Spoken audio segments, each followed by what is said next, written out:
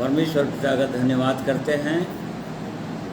आज के दिन को फिर से उसने हमारे जीवन में जोड़ा ताकि उसकी आराधना करें, आत्मा और सच्चाई के साथ उसकी महिमा करें और उसके चरणों में दीन होकर उसके पवित्र वचन की ओर ध्यान लगाएं और उसमें अपने जीवित परमेश्वर की महिमा को देखें, उसके प्रेम को देखें और अपने जीवनों को देखें और इस प्रकार से प्रभु के योग्य हम लगातार बनते जाएं।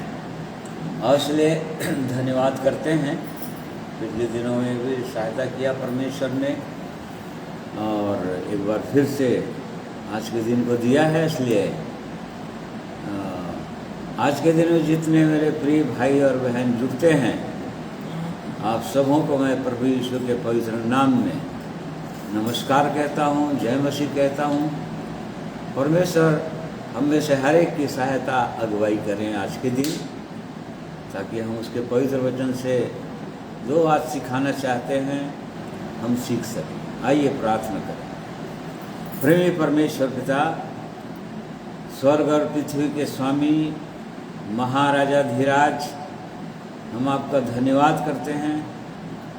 एक बार फिर से आपने हमारे जीवन में आज के दिन को दिया है ताकि हम आपके चरणों में बैठकर आप जीवित सच्चे परमेश्वर की महिमा करें और आपके चरणों में बैठकर आपसे सीखें, आपसे समझें और आपके सिद्ध इच्छा मनसा को जानें।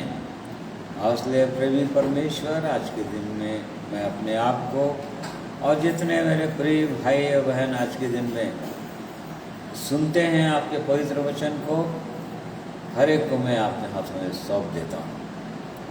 उत्तम वरदानों के लिए धन्यवाद करते हैं जो आपने हमारे जीवन में बरसाया है,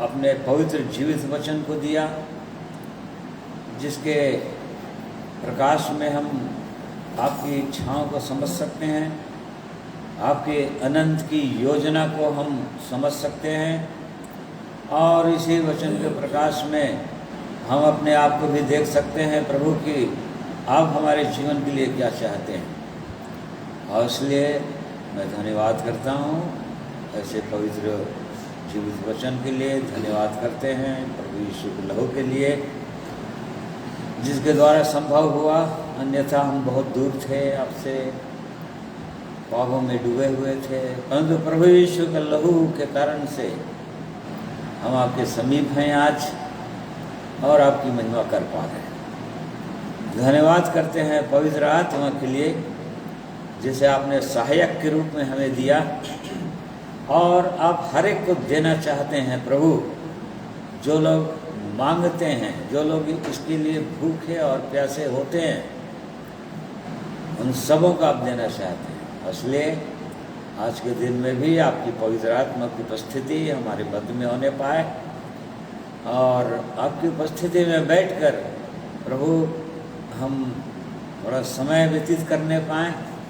इसलिए आज के दिन में हर एक को मैं आपके हाथों में सौंप देता हूँ। इस स्थान के लिए धन्यवाद करते हैं जिसे आपने हमें दिया है प्रभु, ताकि हम यहाँ पर एकत्रित होकर अपनी महिमा बढ़ाई करें। और इसलिए सब बातों को आपके हाथों में सौंप देते हैं। आज के दिन में हमारा उठना, बैठना, चलना, फिरना, बोलना, गीत गाना, सब कुछ आपको भाने पाए। प्रार्थना प्रभु यीशु के नाम में मांगते हैं, सुनिए, ग्रहण कीजिए, आमीन। आइए परमेश्वर की महिमा में कुछ गीतों को सुनेंगे।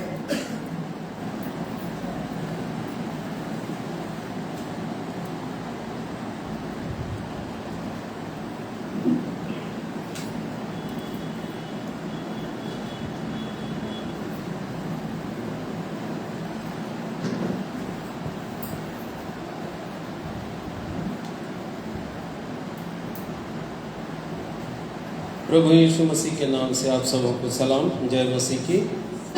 सुंदर दिन परमेश्वर ने दिया है और इसलिए हम परमेश्वर पिता का प्रभु यीशु मसीह में धन्यवाद देते हैं और प्रार्थना करते हैं कि पवित्र आत्मा हम सबकी सहायता करे और हमें संभाले। वचन में लिखा है 118 अध्याय भजन संहिता 24 में, आज का दिन यहोवा ने बनाया है और हम सबको उसमें आनंदित और मगन होना है। और यदि आज का दिन हमें बनाया है और आज का दिन हमें मिला है तो सुबह से उठ करके हम शरीर की चिंता करते हैं और भोजन वस्तु जो शरीर की आवश्यकता है तैयार करते हैं। वैसे ही परमेश्वर चाहता है कि हम अपने आत्मा के लिए भी तैयारी करें। जैसे प्रभु यीशु ने चेलों को प्रार्थना सिखाया, 6वां अध्याय मत्ती रचित सुसमाचार उसका 11वें पद में, कि आज की रोटी से मुझे तृप्त कर, प्रतिदिन की रोटी मुझे दिया कर। सचमुच प्रभु का धन्यवाद करते हैं कि आज एक बार फिर से हम उस रोटी को लेने के लिए आए हैं। प्रभु हम सबकी सहायता करें। आइए, आज का दिन यहोवा ने बनाया है, हम उसमें आनंदित हो। इस गीत को गा करके प्रभु की महिमा करें।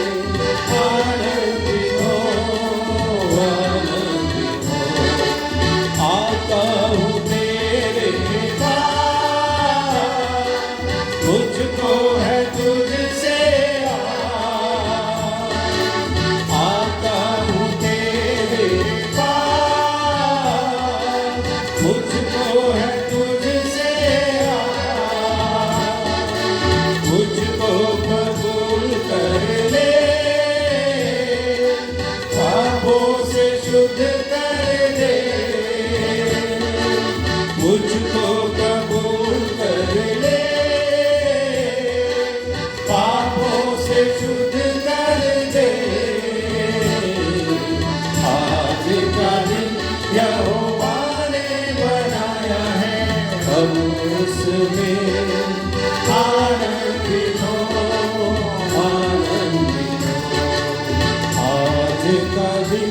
यहोवा ने बनाया है, प्रभु इसमें आनंदित हो, आनंदित हो। जीवन से ज्योति जले,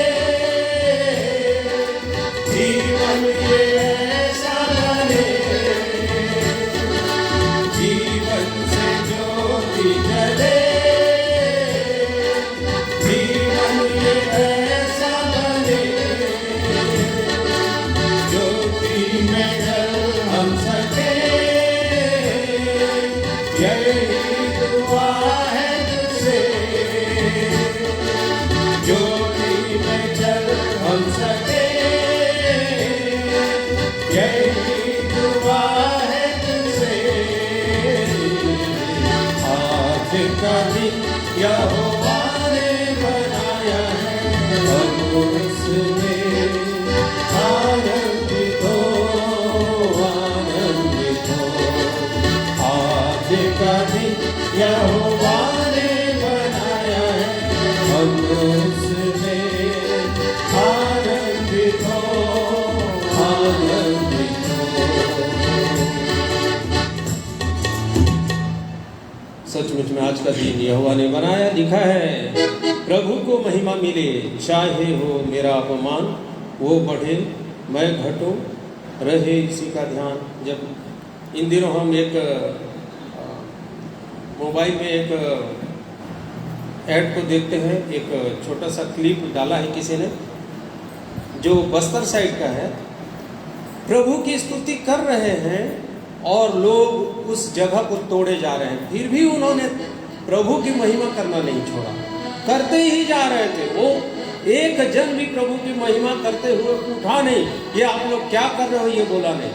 ऐसे ही प्रभु चाहता है कि प्रभु को हमारे जीवन से चाहे कुछ भी हो जाए, यहाँ लिखा चाहे जहाँ भी रहे, चाहे कुछ होता है, क्यों न कुछ होता रहे, हमारे साथ कुछ भी हो जाए, परंतु परमेश्वर को हमारे जीवन से सदा महिमा मिले।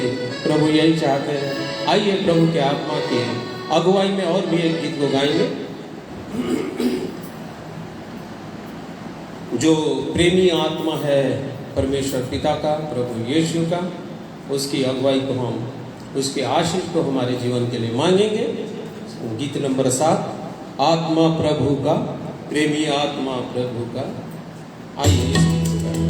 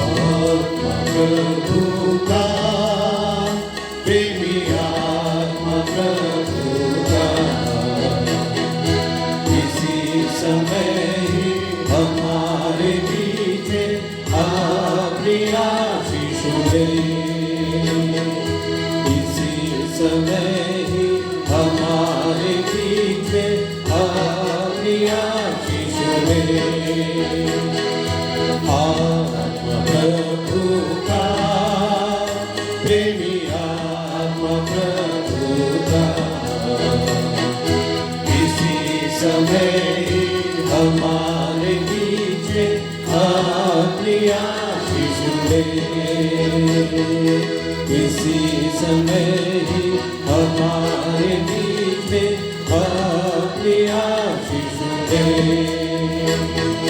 दलदल के बीच में से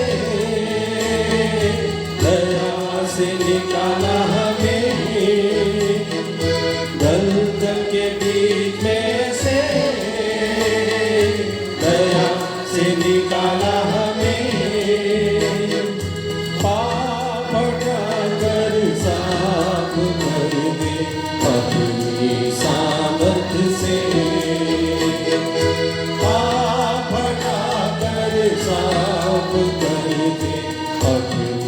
सामर्थ से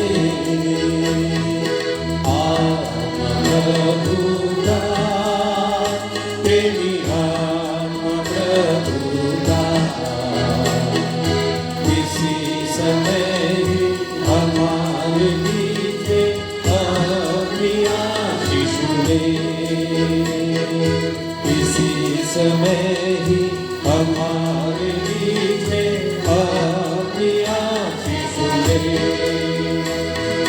जीवन दिया तूने, जीवन दिलाऊं मैं भी।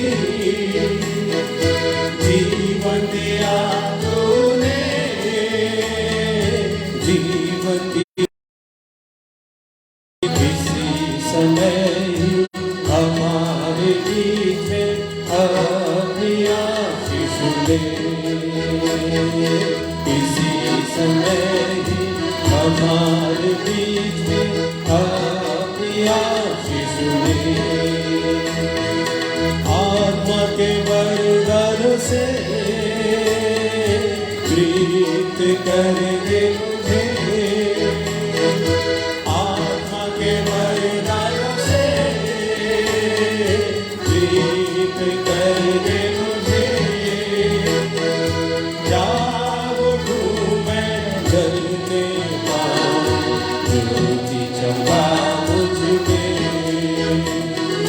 जाग उठूं मैं जलने पाऊं ज्योति चमका मुझ में। आत्मा प्रभु का, प्रेमी आत्मा प्रभु का। उसी समय ही हमारे बीच में अपनी आशीष दे। इसी समय ही हमारे बीच में अपनी आशीष दे। प्रभु के सीने में सिर के आराम पाऊं। प्रभु के सीने में मैं सिर के आराम पाऊं। प्यासा हूँ मैं तेरे लिए, प्यास लगा मुझ में। प्यासा हूँ मैं तेरे लिए, प्यास लगा मुझ में। आत्मा प्रभु का, तेरी आत्मा प्रभु का। इसी समय ही हमारे बीच में अपनी आशीष दे। इसी समय ही हमारे बीच में अपनी आशीष दे। इसी समय ही हमारे बीच में अपनी आशीष दे। Praise the lord. प्रभु की महिमा हो। आइए हम एक प्रभु की महिमा के लिए बहन त्रिवेणी से गीत सुनेंगे। प्रभु की महिमा।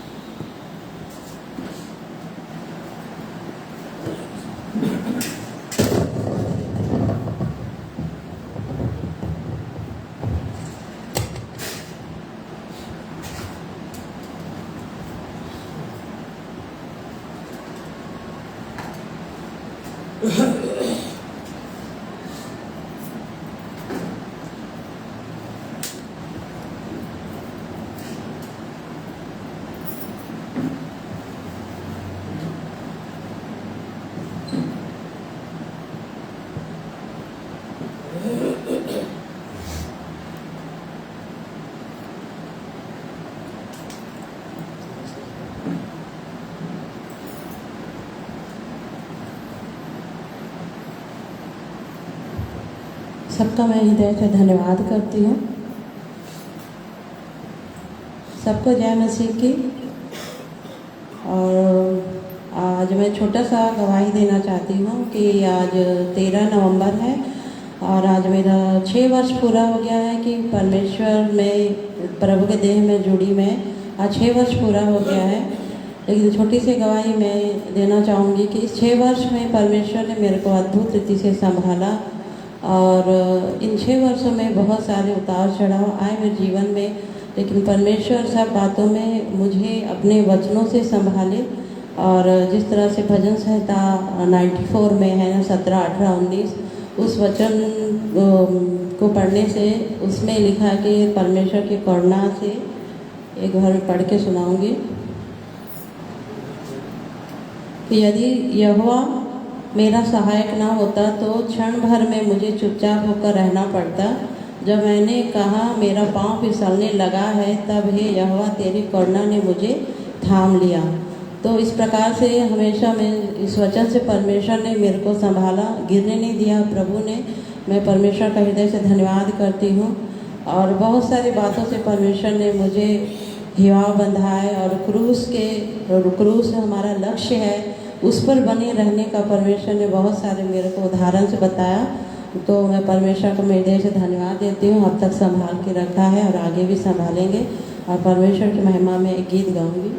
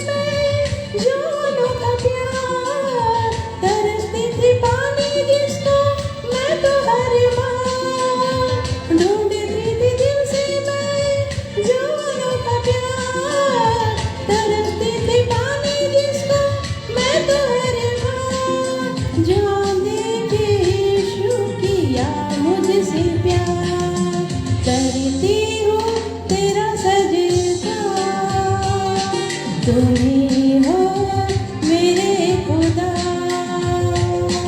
इबादत तेरी हो सदा, तुम ही हो मेरे खुदा।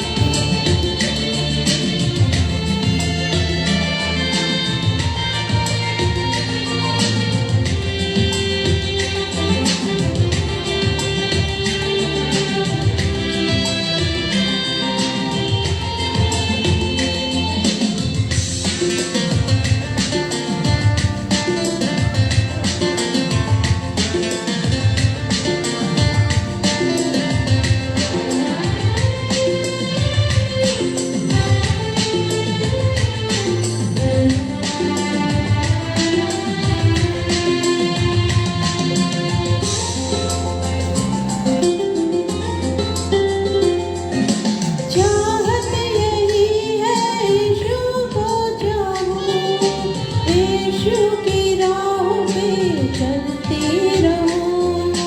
चाहत यही है यीशु को चाहूं, यीशु की राह पर चलती रहूं।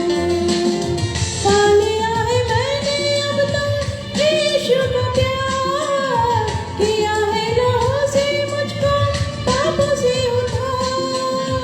पा लिया है मैंने अब तक यीशु का प्यार, किया है लहू से मुझको पापों से उद्धार।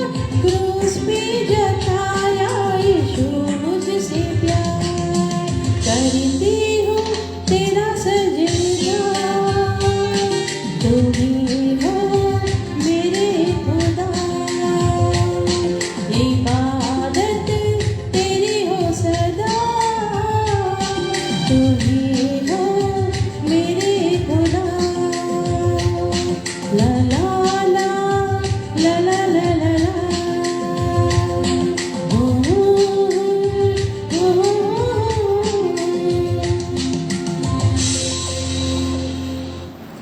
धन्यवाद प्रभु परमेश्वर का मैं हृदय से धन्यवाद करती हूँ। जिस तरह से मरियम मगदलनी दुष्ट आत्मा से पीड़ित थी और एक व्यभिचारिणी स्त्री कैसे प्रभु यीशु मसीह के चरणों में आई, कैसे लोग पथराव करते थे, दोष लगाते थे, तो मैं सच में परमेश्वर की प्रेम के लिए तरसती थी और गलियों में मैं ढूंढते रहती थी। जब इस गीत को मैं प्रैक्टिस कर रही थी तो परमेश्वर ऐसे अगुवाई दे रहे थे मेरे को। ऐसी मेरी दशा हो गई थी कि मेरे परिवार वाले ही मुझ पर पथराव कर रहे थे। ऐसे समय में परमेश्वर मेरे लिए खड़े हो गए, मुझसे बातचीत करने लगे। तो उस दृश्य को परमेश्वर मेरे को दिखा रहे थे कि मेरे लिए, इस पापनी स्त्री के लिए प्रभु कैसे मेरे लिए खड़े हो गए। और जिस प्रेम के लिए मैं बचपन से तरसती थी, वो प्रभु मेरे लिए क्रूस पे लहूलुहान हो गया, मेरे लिए मारा गया। इस समाचार को जब मैंने सुना तो मैं अपने जीवन प्रभु को अर्पित कर दी कि मैं प्रभु, मैं अपनी महिमा में अब प्रभु नहीं करूँगी, मैं आपकी महिमा करूँगी परमेश्वर। जब तक जीऊँगी मैं आपके लिए जीऊँगी प्रभु, और अपने जीवन को मैं समर्पित करी कि प्रभु मेरी दृष्टि हमेशा क्रूस की ओर रहेगी और मुझे अब कभी गिरने नहीं देंगे प्रभु। और अब तक परमेश्वर ने इसी शब्दों से, इसी प्रार्थना के द्वारा परमेश्वर अब तक मेरे को संभाल के रखे हैं। मैं प्रभु को मैं हृदय से धन्यवाद करती हूँ, उसकी उपस्थिति के लिए धन्यवाद करती हूँ प्रभु। सबको जय मसीह की।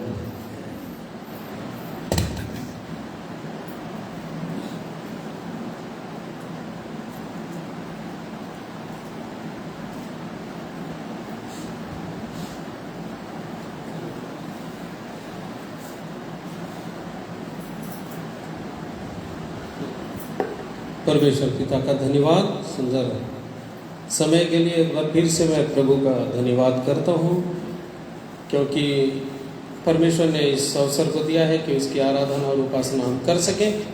सचमुच में जब हम गा रहे थे दूसरे गीत को आराधना के समय, 7वां नंबर का गीत, आत्मा प्रभु का, प्रेमी आत्मा प्रभु का, इसी समय ही हमारे बीच में आत्मिक आशीष उंडेल।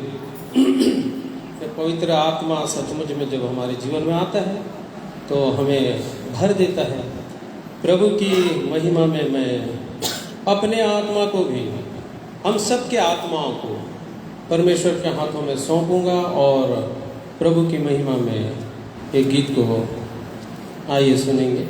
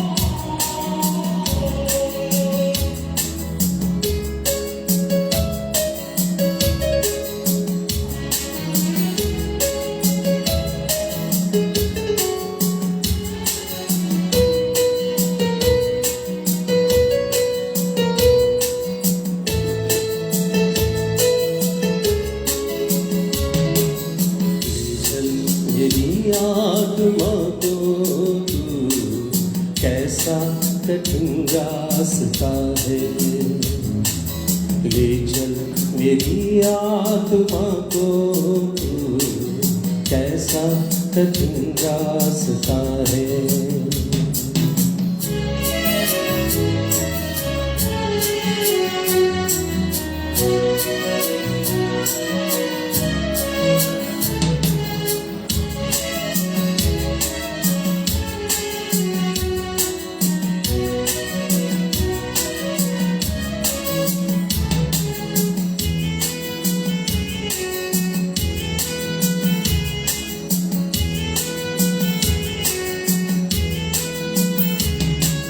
तेरा ही तो प्रेम है आया इस जहान में, तेरा ही तो प्रेम है आया इस जहान में, तेरा इंतजार है हमको मसीह जहान में।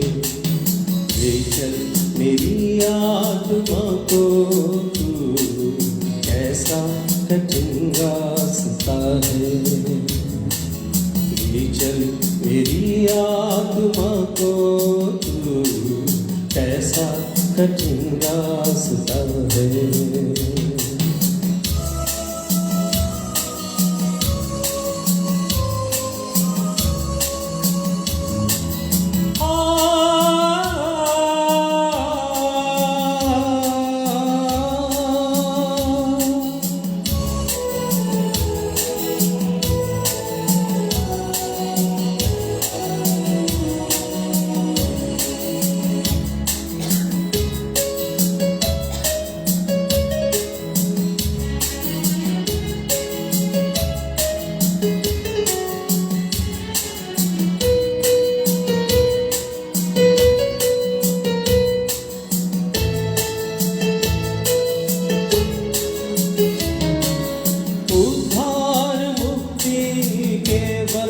यीशु में मिलेगी आज हमें, उद्धार मुक्ति के तेरा इंतजार है हमको मसीह जहान में। ले चल मेरी आत्मा को तू है।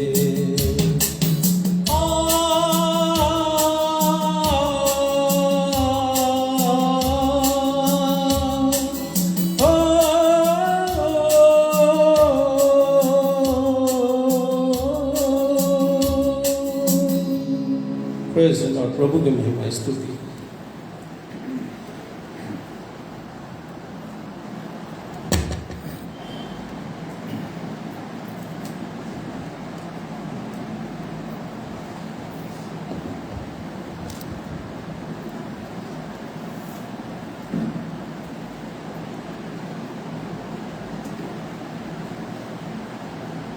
तो प्रिय भाइयों और बहनों,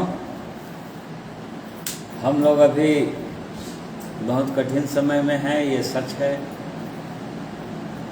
और जैसे कि हम लोग लगातार देखते भी आ रहे हैं कि रास्ता भी कठिन है,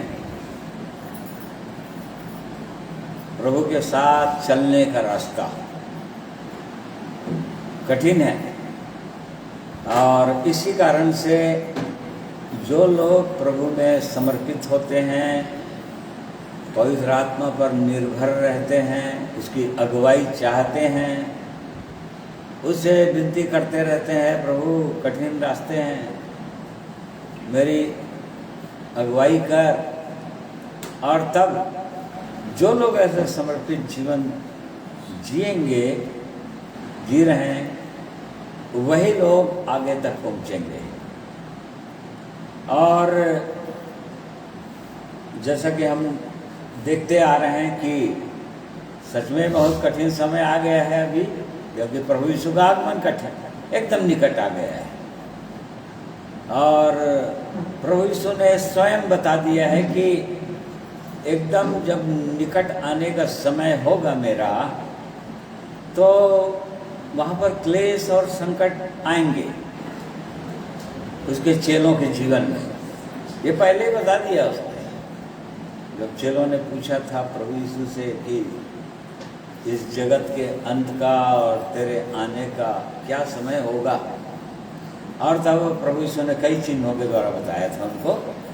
इस्राएल देश के विषय में विशेषकर, इस्राएल देश टारगेट है भी वो अंतिम समय के लिए, क्योंकि पूरी भविष्यवाणियाँ, पूरा विश्व अभी केवल इस्राएल देश पर टिका हुआ है, क्योंकि अंतिम जो भविष्यवाणी इस्राएल देश पर ही पूरा होना है। तो ये बहुत कठिन समय है, और ऐसे समय में हमको कैसे चलना है। और लोग उल्टी सीधी बातें जो बोलते हैं, जब सताव होता है, सताव होगा अभी, और सताव तो शुरू हो गया है, जैसा कि नरेश भी बता रहा था कि कहीं कहीं पर सताव हो रहे हैं, लोग सताव कर रहे हैं। जो लोग प्रभु यीशु की आराधना करते हैं, जो लोग प्रभु यीशु के पीछे चलते हैं, उनके जीवन में सताव तो होगा ही। पौलुस ने पहले चिता दिया तीमुथियुस को, दूसरा तीमुथियुस 3 उसके 12 पद में, जो लोग भक्ति के मसीह में भक्ति के साथ जीवन बिताएंगे, वे लोग सताए जाएंगे। पढ़ो भाई, दूसरा तीमुथियुस 3 अध्याय उसका 12 पद और 13 पद।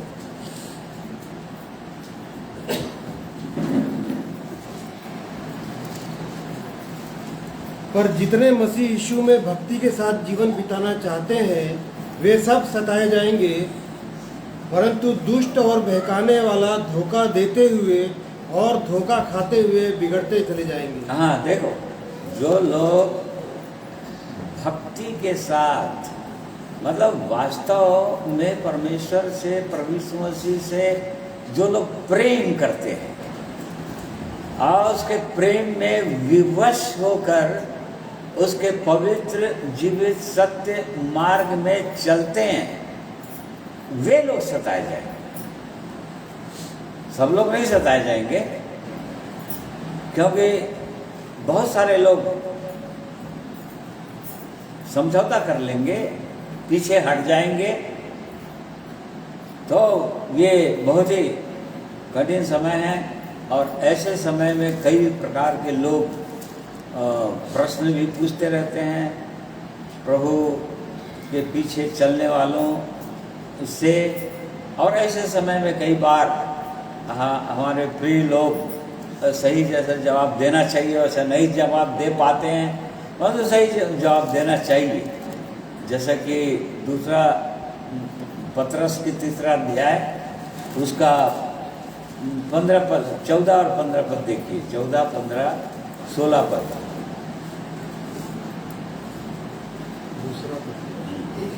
पहला पत्रस 3 अध्याय। हाँ।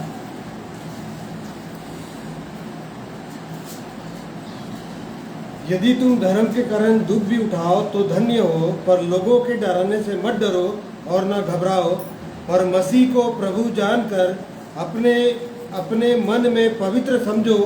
जो कोई तुमसे तुम्हारी आशा के विषय में कुछ पूछे, उसे उत्तर देने के लिए सर्वदा तैयार रहो, पर नम्रता और भय के साथ, और विवेक भी शुद्ध रखो, इसलिए कि जिन बातों के विषय में तुम्हारी बदनामी होती है, उनके विषय में वे जो मसीह में तुम्हारे अच्छे चाल चलन का अपमान करते हैं लज्जित हो।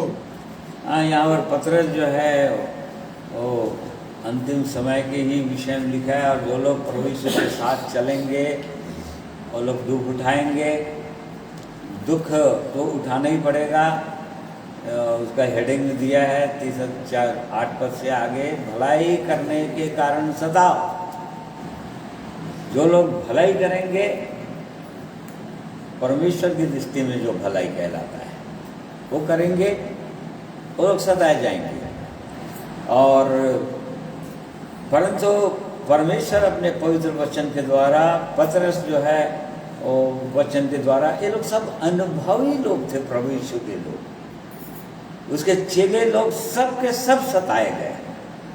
प्रभु यीशु के जाने के बाद, पवित्र आत्मा उनके जीवन में आने के बाद, वो लोग सचमुच में होल हार्टेडली, एकदम हृदय की सच्चाई से प्रभु यीशु के पीछे चलने लगे, और इस कारण से ये लोग सताए गए। आप प्रेरितों के काम में पढ़ लीजिए, वो लोग कैसे सताए गए चेले लोग। तो बिना सताव का तो कोई चल नहीं सकेगा। जो प्रभु यीशु के पीछे चलेगा सताया ही जाएगा। और उसका कारण यह है कि उसका विरोधी है जो शैतान है, जो इस संसार का ईश्वर है, जो लोगों के हृदयों में राज्य करता है। और इसी कारण से जो प्रभु यीशु जिनके हृदय में राज्य करते हैं, उनका विरोधी है। यदि प्रभु यीशु राज्य नहीं कर रहा है तो शैतान राज्य करता है। दोनों में से कोई एक राज्य करता है, तीसरा कोई नहीं। तो वो सताए जाएंगे, इस बात को बार बार परमेश्वर के वचन में लिखा है, और प्रभु यीशु ने इस बात को जोर दिया। हम तो यहाँ पर लिख रहे हैं कि यदि तुम धर्म के कारण दुख भी उठाओ तो धन्य हो। यदि धर्म के कारण से या प्रभु यीशु मसीह के कारण से दुख कोई उठाता है तो वो व्यक्ति धन्य ठहरता है। धन्य ठहरता है, इंग्लिश में ब्लेसेड लिखा है, मतलब वो आशीषित हो जाता है। और इस बात को प्रभु यीशु ने पहले बता दिया था पहाड़ी उपदेश में कि धन्य हो तुम जो मेरे नाम के कारण सताए जाते हो, तो और हर प्रकार की बुरी बुरी बातें तुम्हारे विरोध में कही जाती है, लोग कहेंगे, और तुम आनंदित और मगन होकर उछलना, क्योंकि स्वर्ग में तुम्हारे लिए बड़ा फल है। परंतु उसके बावजूद भी इन बातों को जानते हैं या बताया भी जाता है। सुसमाचार सुनाने के दौरान जब कोई व्यक्ति जीवन में आता है तो इन सब चीज़ों को, वो एक एक चीज़ों को हम लोग तो खुलासा कर देते हैं, एक एक चीज़ को बता देते हैं। ये मार्ग कैसा मार्ग है वो सोच समझ के आओ, क्योंकि प्रभु यीशु ने कहा हिसाब किताब पहले जोड़ लो और तब फिर उसके पीछे चलने के लिए आना।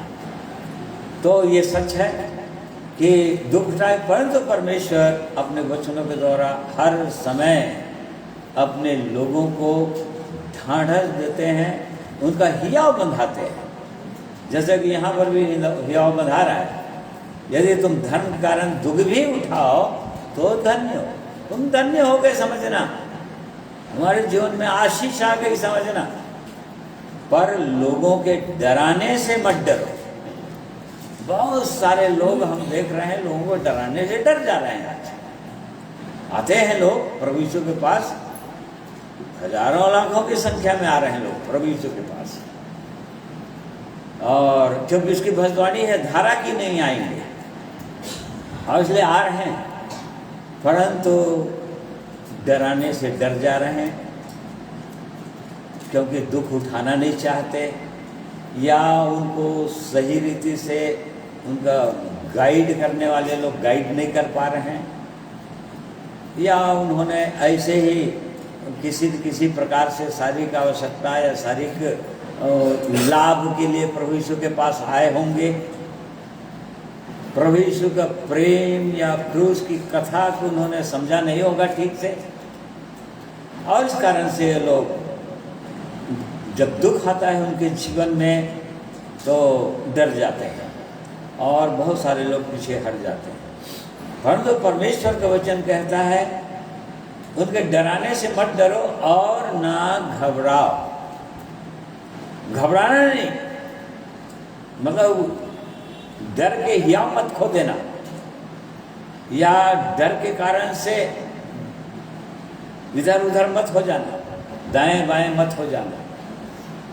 वो परमेश्वर जो है इन बातों को चिता रहा है, और इसीलिए तो प्रभु यीशु ने भी बता दिया था कि बहुत तेरे चलना चाहेंगे, बहुत तेरे प्रवेश करना चाहेंगे, परंतु नहीं कर पाएंगे। बहुत थोड़े लोग करेंगे, क्योंकि क्रूस का मार्ग है, दुख का मार्ग है, प्रभु यीशु मसीह के नाम के कारण से। तो यहाँ पर जब भी हमारे जीवन में या प्रभु के लोगों के जीवन में ऐसे समस्या होता है या दुख संकट या सताव आना है तो क्या करना चाहिए, ये उपाय बताया है यहाँ पर मसीह को प्रभु जानकर अपने मन में पवित्र समझो। पहले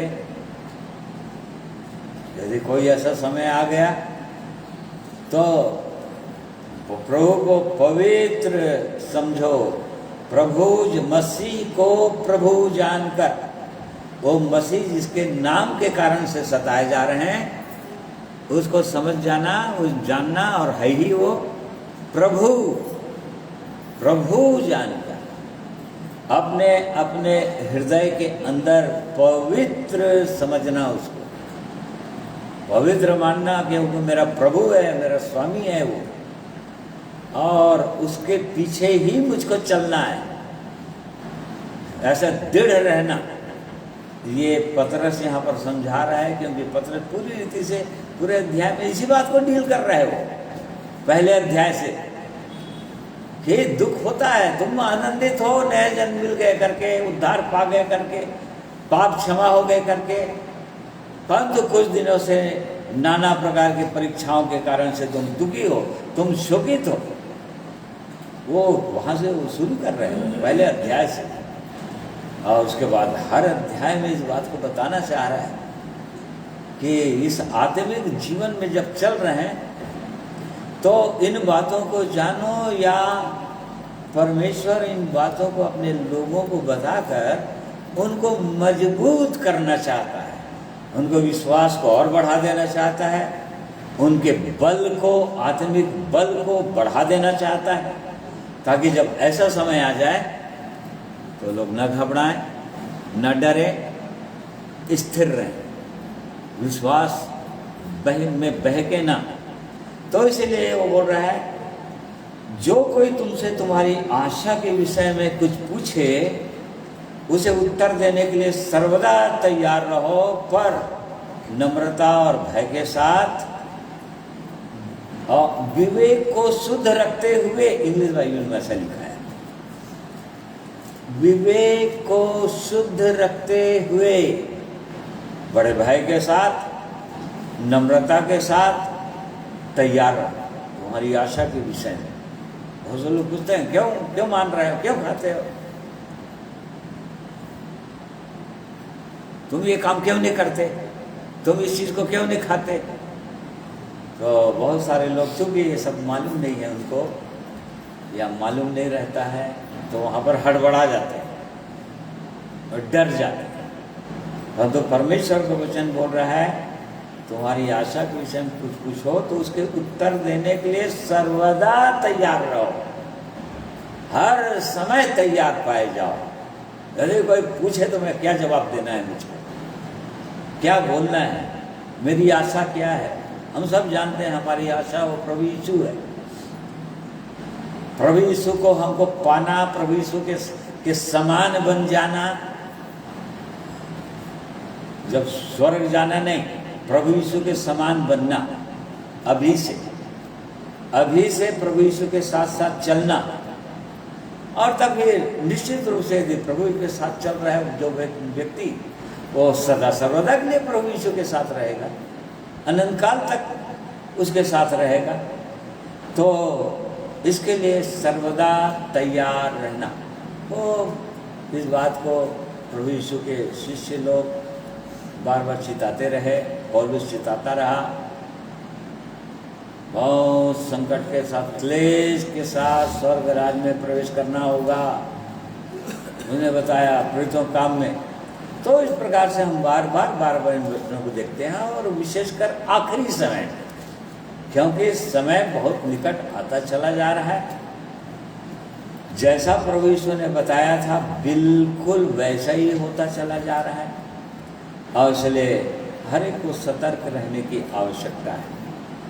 इन अंतिम दिनों के समय में जो प्रभु यीशु ने बताया 24 अध्याय में, यद्यपि हम जानते हैं इन अध्यायों को, परंतु क्योंकि वो समय आता ही चला जा रहा है और जगह जगह सताव हो भी रहे हैं, ऐसे समय में प्रभु यीशु के लोगों को क्या करना चाहिए और किन किन चीज़ों से सावधान रहना चाहिए, इन सब चीज़ों को प्रभु यीशु ने बार बार बताया। यहाँ पर जैसे ही चेले लोग पीछे 24 का 3 पद से, जब वह जैतून पहाड़ पर बैठा था तो चेलों ने एकांत में उसके पास आकर कहा, हमें बता कि ये बातें कब होगी, तेरे आने का और जगत के अंत का क्या चिन्ह होगा। हाँ देखो, वो तो इस समय तो प्रभु यीशु आने वाले नहीं थे, तो आरंभ के समय था, प्रभु यीशु थे उस समय। और तभी से चेले लोग पूछ लिए थे कि तेरे आने का क्या समय होगा प्रभु, और इस जगत का अंत का क्या समय होगा, क्योंकि प्रभु यीशु ने इन सब बातों को उनको बताते आए थे। और वो लोग सब, ये लोग सब यहूदी लोग थे, बहुत सारे, ये सब यहूदी थे लोग सब, क्योंकि उस समय तक अन्य जाति लोग नहीं आए थे, उनके लिए द्वार नहीं खुला था। और इसलिए केवल इस्राएल देश में ही प्रचार हुआ, इस्राएलियों के बीच में प्रचार किया था प्रभु यीशु घूम के। और इसलिए सब लोग पहले पुराने नियम में भी जानते थे, पुराने नियम में भविष्यवाणियों में बहुत जगह जैसे नबी द्वारा, क्योंकि अंतिम समय के विषय में, इस जगत के नाश होने के समय के बारे में वो सब लिखा हुआ है, जकरिया नबी की पुस्तक में लिखा हुआ है। तो ये लोग जानते भी थे, जब यहूदी थे पुराने नियम की बातों को जानते थे, भविष्यवक्ताओं की बातों को जानते थे, उनको समझ में आ गया था इनके जीवन में पवित्र आने, इस जीवन को पाने के बाद। तो यहाँ पर प्रभु यीशु ने 2-3 चीज़ों के विषय में एकदम सावधान किया, खासकर 3 बातों के विषय। पहला बात क्या था? यीशु ने उनको उत्तर दिया, सावधान रहो, कोई तुम्हें ना भरमाने पाए। देखो, जब चिन्ह पूछ रहे हैं चेले लोग, तो प्रभु यीशु ने पहले ये नहीं बताया कि ऐसा ऐसा होगा, जगह जगह भूकंप हो जाएगा या वकाल पड़ेगा या संकट आ जाएगा। सबसे पहले बताया कि सावधान रहना कि तुम भरमाए ना जाओ। और इस बात को इस अध्याय में बार बार प्रभु यीशु ने रिपीट किया। 5वां पद, क्योंकि बहुत से ऐसे होंगे जो मेरे नाम से आकर कहेंगे मैं मसीह हूँ, और बहुतों को भरमाएंगे। हाँ। 11 पद, बहुत से झूठे भविष्यवक्ता उठ खड़े होंगे और बहुतों को भरमाएंगे। देखो, बहुत सारे झूठे भविष्यवक्ता उठ खड़े होंगे और बहुतों को भरमाएंगे। 24 पद, क्योंकि झूठे मसीह और झूठे भविष्यवक्ता उठ खड़े होंगे और बड़े चिन्ह और अद्भुत काम दिखाएंगे, यदि हो सके तो चुने हुओं को भी भरमा दे। देखो, चुने हुओं को भी भरमा देगा वो, चुने हुए लोगों को भी भरमा देगा वो। तो यहाँ पर जिस चीज़ को प्रभु यीशु बार बार रिपीट यदि किया है, बार बार उसी बात को जोर दिया है, इसका मतलब इसी के लिए बहुत ज़्यादा सावधान करना चाह रहा है, क्योंकि ये तो होगा, भरवा डालेंगे बोल रहा है, और झूठे भविष्यवक्ता होंगे, भरमाएंगे। जैसे कि पतरस ने भी इसी बात को बताया, दूसरा पतरस 2 अध्याय 1 पद में, जिस प्रकार उन लोगों में झूठे भविष्यवक्ता थे, उसी प्रकार तुम में झूठे उपदेशक होंगे, जो नाश करने वाले पाखंड का उद्घाटन छिप छिप कर करेंगे, और उस स्वामी का जिसने उन्हें मोल लिया है इनकार करेंगे। हाँ, और जिस समय, जिस प्रकार से, उस समय बोल रहा है, यहाँ पतरस बोल रहा है जिस प्रकार से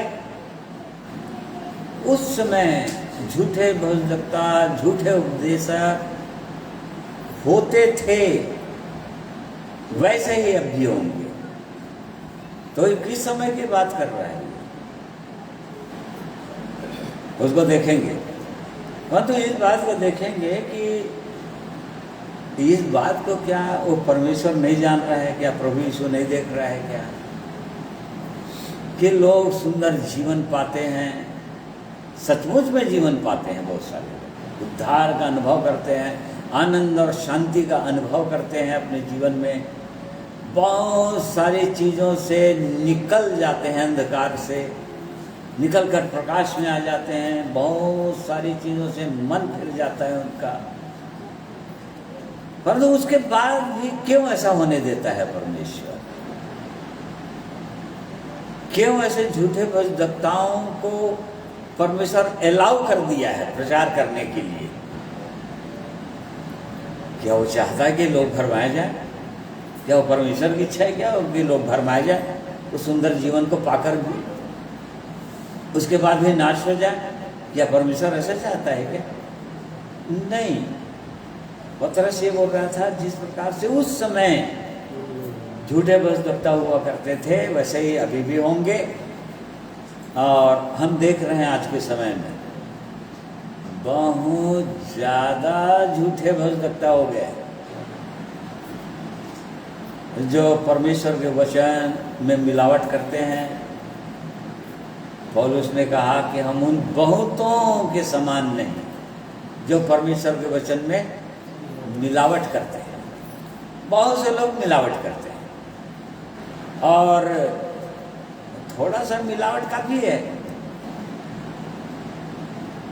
मान लीजिए एक गिलास आपको दूध दे दिया जाए, ठीक है, और उसमें केवल एक बूंद केवल जहर मिला दिया जाए, तो वो दिखेगा भी नहीं। वो एक बूंद दूध के साथ तो कुछ फर्क नहीं पड़ेगा, परंतु तो एक बूंद एक व्यक्ति की मृत्यु के लिए काफी है। ऐसे ही परमेश्वर के पवित्र वचन, उसके पवित्र वचन की शिक्षाओं में केवल एक छोटा सा चीज भी यदि मिलावट कर दिए वचन के इधर से उधर, तो एक व्यक्ति का नाश होने के लिए, भरमा दिए जाने के लिए काफ़ी है। तो देखिए पुराने नियम में भी ऐसा होता था, लिखा है व्यवस्था विवरण उसका 13 अध्याय। और क्यों ऐसा होने दे रहा है परमेश्वर, इस बात को यहाँ पर बताया है परमेश्वर कि ऐसा क्यों होने देता है, क्या कारण है कि ऐसा ऐसे लोगों को प्रचार करने दे रहा है।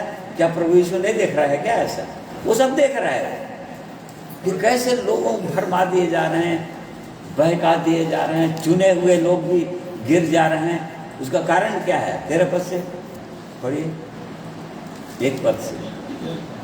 यदि तेरे बीच कोई भविष्यवक्ता या स्वप्न देखने वाला प्रकट होकर तुझे कोई चिन्ह या चमत्कार दिखाए, और जिस चिन्ह या चमत्कार का प्रमाण ठहराकर वह तुझसे कहे, आओ हम पराये देवताओं के अनुयायी होकर जिनसे तुम अब तक अनजान रहे उनकी पूजा करें। हाँ देखो, ऐसा कि यदि कोई कहें, कोई भविष्यवक्ता कहें पराये देवता, अभी हम एक विश्वासी जो प्रभु यीशु के पीछे चलने लगा है, पराये देवता के पीछे नहीं चलेगा। पराये देवता मतलब अदर गॉड्स, तो यहाँ पर जो अदर गॉड जो बताया है, प्रभु यीशु ने बताया कि कोई मनुष्य दो स्वामियों की सेवा, तो एक तो परमेश्वर बोला और दूसरा क्या चीज़ को बोला? धन। धन धन जो है अदर गॉड है, वो पराये देवता के पीछे चलने के लिए यदि कोई भजनकता वो कहे अरे किसी तरह से प्राप्त कर लो ना इसको, ऐसा कर कई गुना बढ़ जाएगा पैसा, तो उसके पीछे नहीं जाना। ये और तीसरा पद, तब तुम उस भ्रष्टता या स्वप्न देखने वाले के वचन पर कभी कान ना धरना, क्योंकि तुम्हारा परमेश्वर यहोवा तुम्हारी परीक्षा लेगा, जिससे ये जान ले कि ये मुझसे अपने सारे मन और सारे प्राण के साथ प्रेम रखते हैं या नहीं। हाँ देखो, इस कारण से परमेश्वर ऐसा होने दे रहा है, ऐसे लोगों को भी प्रचार करने दे रहा है। झूठे भजनकता, झूठे नबी, झूठे प्रचारक, ऐसे लोगों को प्रचार करने दे रहा है, क्योंकि यहाँ पर उसका कारण बता रहा है परमेश्वर। क्यों ऐसा करने देगा? ताकि क्योंकि तुम्हारा परमेश्वर यहोवा तुम्हारी परीक्षा लेगा, ऐसे लोगों को अलाउ करके कि तुम उनकी बातों पर कान लगाओगे, उनकी बातों को सुनोगे या मेरी बातों को सुनोगे। तो तुम किन पर कान लगाओगे, किन पर भरोसा करोगे? उन पर भरोसा करोगे, उनकी मीठी मीठी बातों में आ जाओगे, या परमेश्वर की बातों में रहोगे? तो जान ले कि ये मुझसे अपने सारे मन सारे प्राण के साथ प्रेम रखते हैं या नहीं। इस बात को जांचने के ही लिए परमेश्वर इन दिनों सारे झूठे भजनकताओं को अलाउ कर दिया है। और जगह जगह आप देख लीजिए, चारों ओर देख लीजिए, केवल ऐसे ही भजनकता मिलेंगे। अभी 100 में 1 जन यदि मिल जाए सच्चा परमेश्वर का जन, तो वो बहुत है, वो भी शायद न मिले। तो ये कारण है परमेश्वर को, इस कारण से इनको अलाउ किया हुआ है, क्योंकि वो परमेश्वर नहीं चाहता कि लोग चुनाव में खरे उतरे। वो चाहता है परमेश्वर कि तुम ये एक विश्वासी जो आया है अपने सारे मन सारे प्राण के साथ उस जीवित परमेश्वर से प्रेम रखता है कि नहीं, अपने प्रभु यीशु से, या और दूसरी बातों में भी आ जाता है, दूसरे लोगों की बातों में भी सुनकर उन्हीं के पीछे चलने लग जाता है। क्या करेगा वो परमेश्वर? वो भी देखते रहता है, वो भी देख रहा है। और हम देख रहे हैं कि ऐसे लोग सचमुच भरमा दिए जाते हैं। तो इसीलिए परमेश्वर ने कहा कि सावधान किया लोगों को, अपने चेलों को, कि तुम सावधान रहना, क्योंकि बहुत झूठे भजनकता उठ खड़े होंगे जो बड़े बड़े चिन्ह दिखाएंगे। उसने कहा बड़े बड़े चिन्ह दिखाएंगे, यहाँ तक कि स्वर्ग से आग गिरा देंगे। देखो, स्वर्ग से आग गिरा देंगे बोला, प्रकाशित बात 13 अध्याय में लिखा हुआ है, 13 पद में। ओ स्वर्ग से आग गिरा देता था वो कौन? परमेश्वर नहीं, वो शैतान। अय्यूब के समय में जब अय्यूब की परीक्षा परमेश्वर ले रहा था, तो कौन आग बरसाया था जिससे उसकी सारी संपत्ति जलकर राख हो गया था? अय्यूब की। शैतान को परमिशन दिया था परमेश्वर, बाड़ा को हटा दिया था अय्यूब के घराने में, उसके धन संपत्ति, उसके बाल बच्चों, उसके शरीर। और इस कारण से शैतान जो है स्वर्ग से आग गिरा दिया था, लिखा है। तो बड़े बड़े चिन्ह दिखाता है वो, और आज उसी में लोग भरमा दिए जा रहे हैं। लेकिन प्रभु यीशु बार बार अपने वचनों में वो चिताते रहा जब तक प्रभु यीशु थे। उसके बाद पत्रियों में प्रभु यीशु के चेले लोग चिताते रहे और उन बातों को हम पढ़ रहे हैं कि किस प्रकार से लोग चिताते रहे। सावधान किया उसने भरमा मत दिए जाएं। और तब 8वां पद, उसके बाद उसने कहा जाति जाति पर और राज्य राज्य पर चढ़ाई होगा। ये तो हो रहा है। जाति जाति पर मतलब देश देश पर है, एक्चुअल में देश देश पर, जाति जाति पर ये चढ़ाई हो रहा है, एक दूसरे से लड़ाई कर रहे हैं, अकाल पड़ रहा है, भूकंप हो रहा है। ये सब बातें पीड़ाओं का आरंभ होगी। तब वे क्लेश देने के लिए तुम्हें पकड़वाएंगे और तुम्हें मार डालेंगे, और मेरे नाम के कारण सब जातियों के लोग तुमसे बैर रखेंगे। सब जातियों के लोग, यहाँ पर सारे देश के लोग लिखा है, सारे देश के लोग। इस्राएलियों को बोल रहा था ना, यहूदियों को बोल रहा था।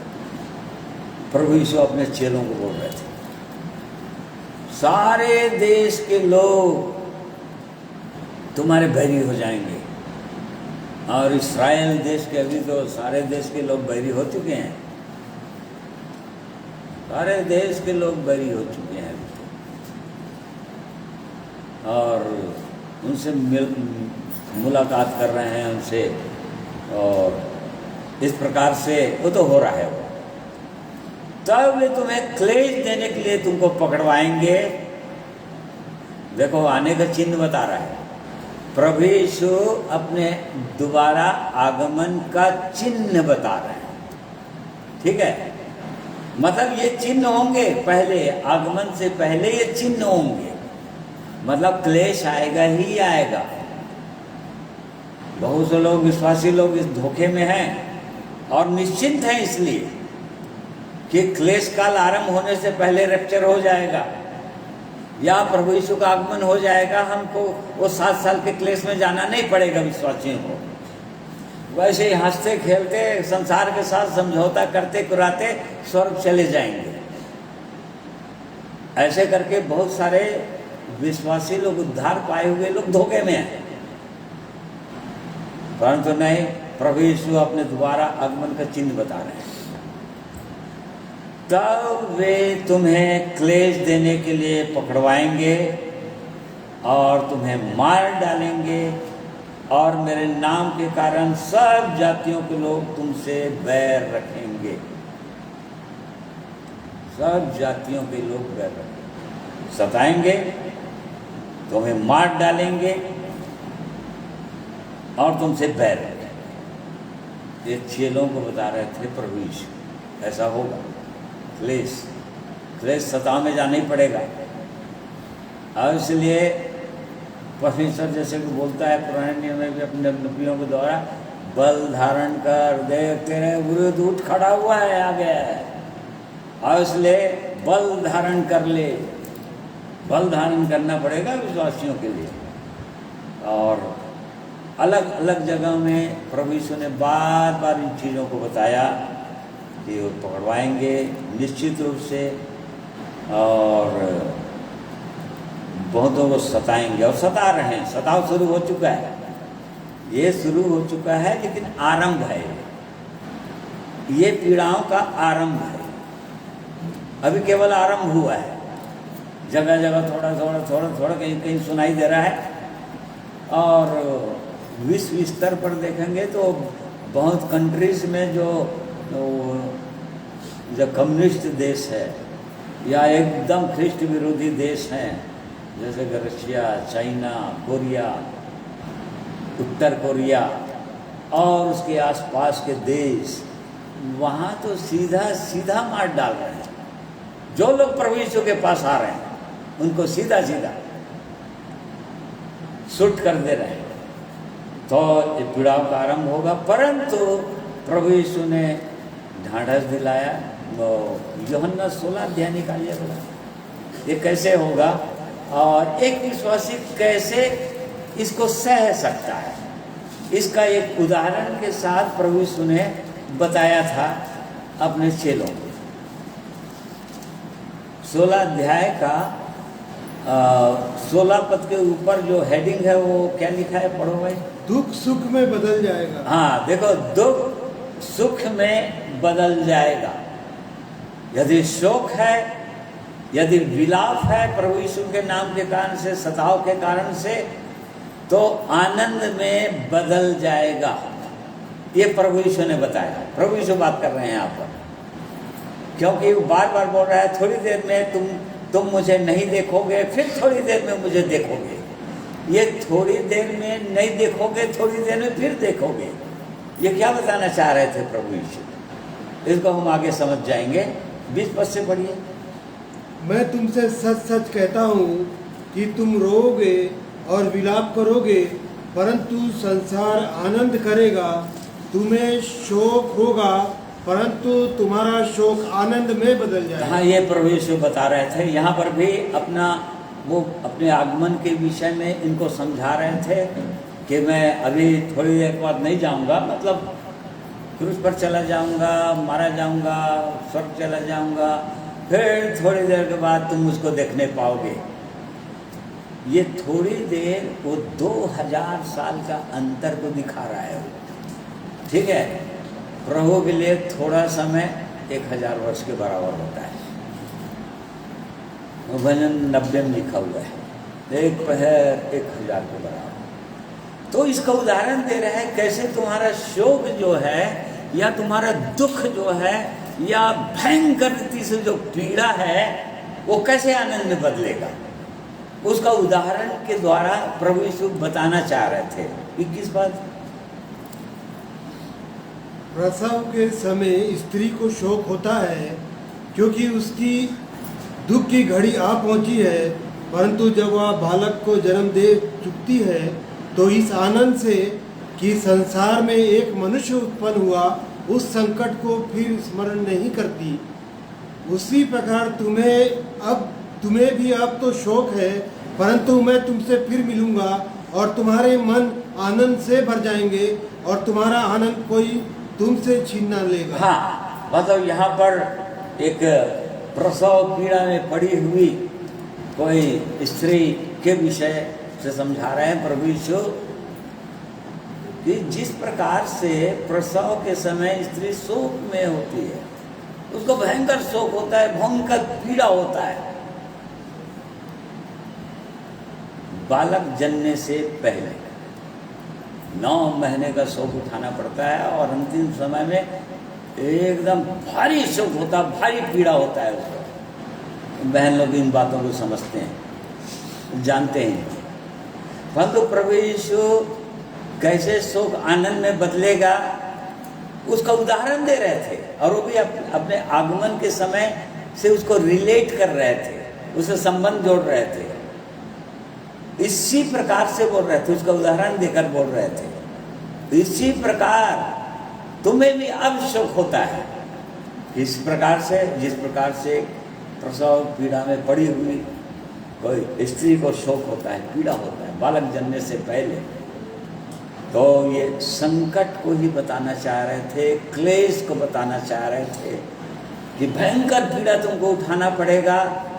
परंतु यदि किसी बहन से पूछें, यदि किसी स्त्री से पूछें, खासकर ऐसे स्त्री से जिसका विवाह हो गया हो और उसको कई सालों से 10-15 सालों से कोई संतान नहीं हुआ हो, यदि उसको पूछा जाए कि किससे प्रसन्न हो गया, उससे पहले बताया जाए यदि तुमको बालक हो जाए तो तुम खुश रहोगे, परंतु उसको बताया जाए कि देखो बालक होने से पहले तुमको 9 महीने की इतनी पीड़ा उठाना पड़ेगा, और प्रसव के समय में इतना पीड़ा उठाना पड़ेगा, असहनीय हो जाएगा, तो क्या बोलेगी वो?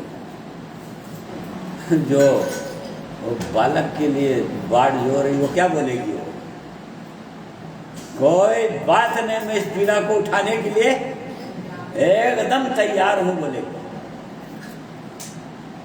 मैं एकदम तैयार हूं इस पीड़ा को उठाने के लिए। और तब जब बालक उत्पन्न हो जाता है तो उसको सब उस पीड़ा को क्या हो जाएगी, क्या हो जाती है? वो भूल जाती है। क्यों? कारण बताया प्रभु, क्योंकि कि संसार में एक मनुष्य उत्पन्न हुआ, उस संकट को फिर वो स्मरण कभी भी नहीं करती हो।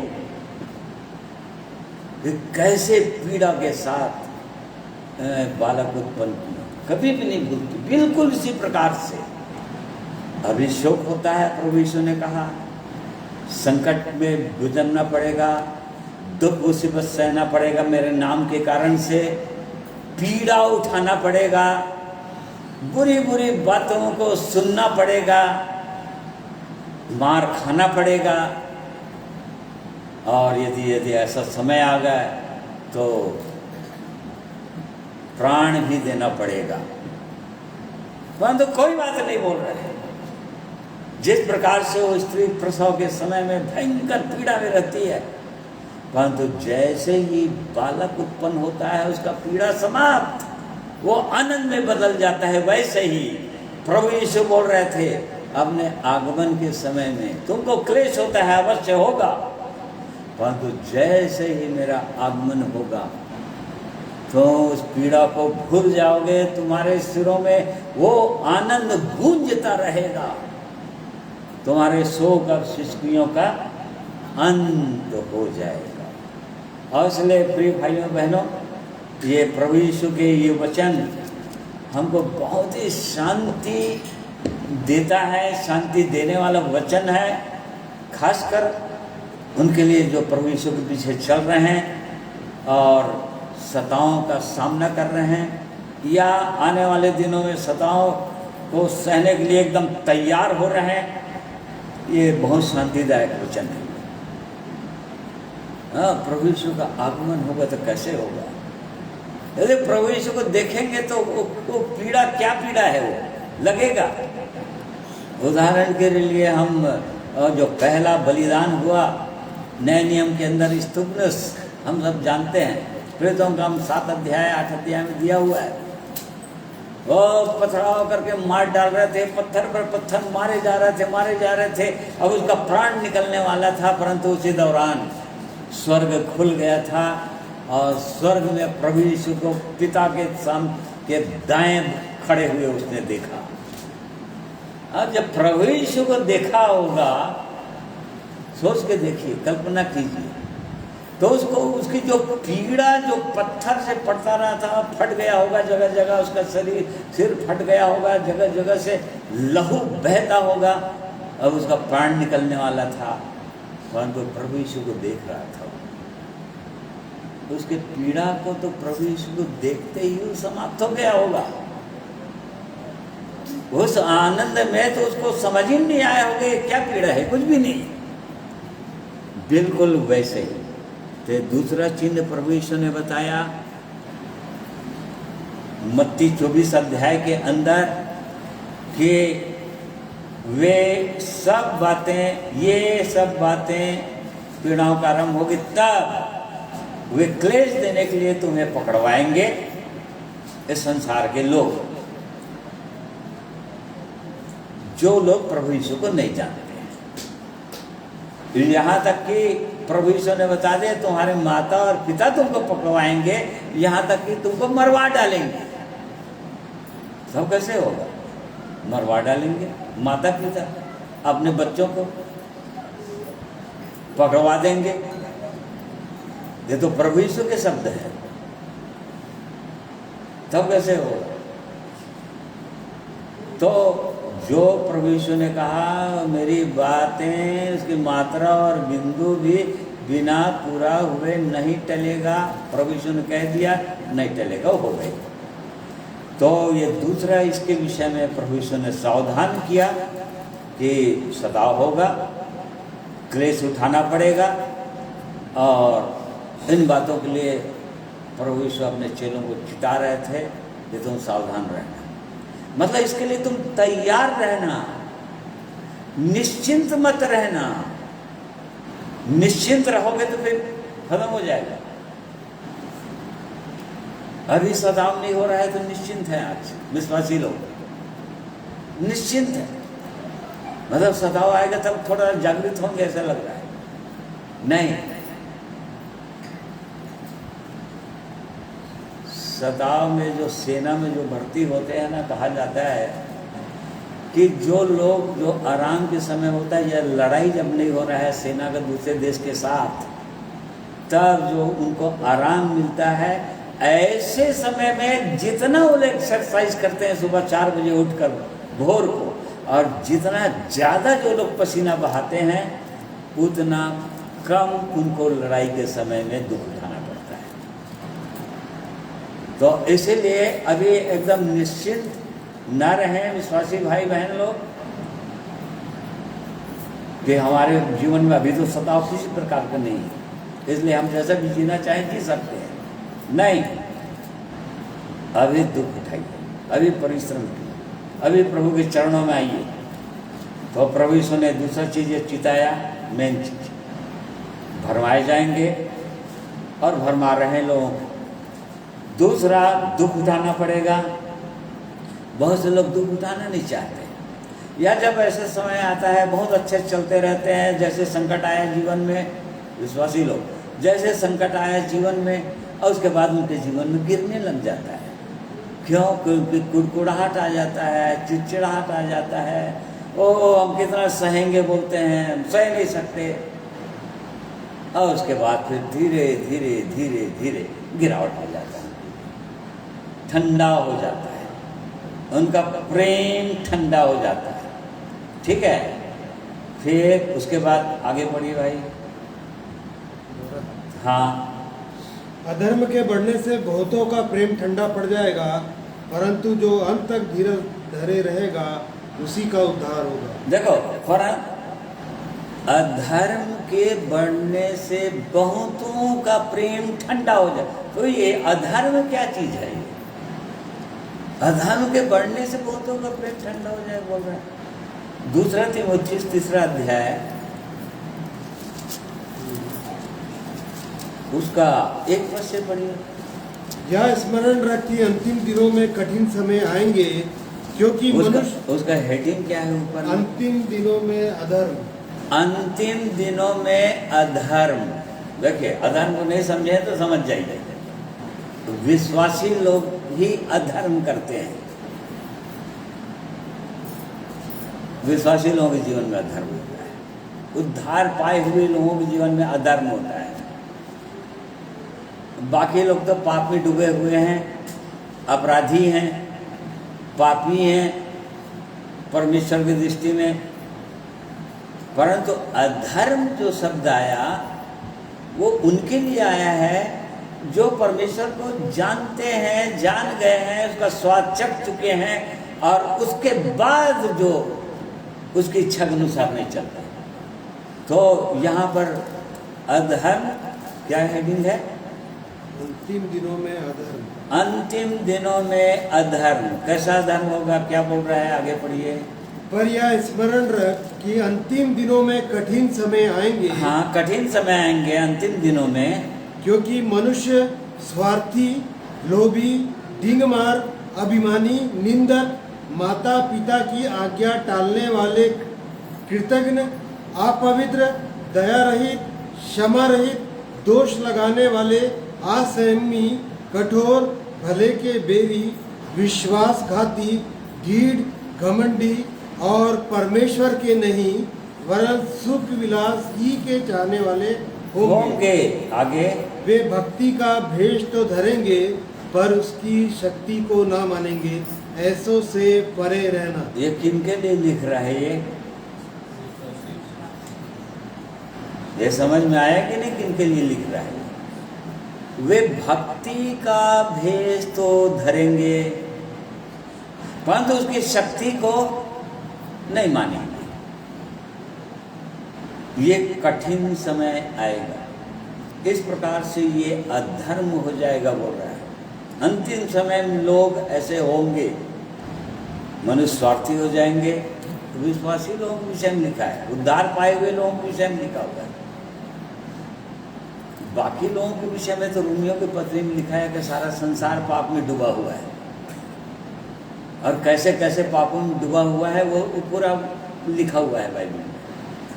परंतु यहाँ पर अंतिम दिनों में अधर्म वो लिखा है कि वे भक्ति का भेष तो धरेंगे, मतलब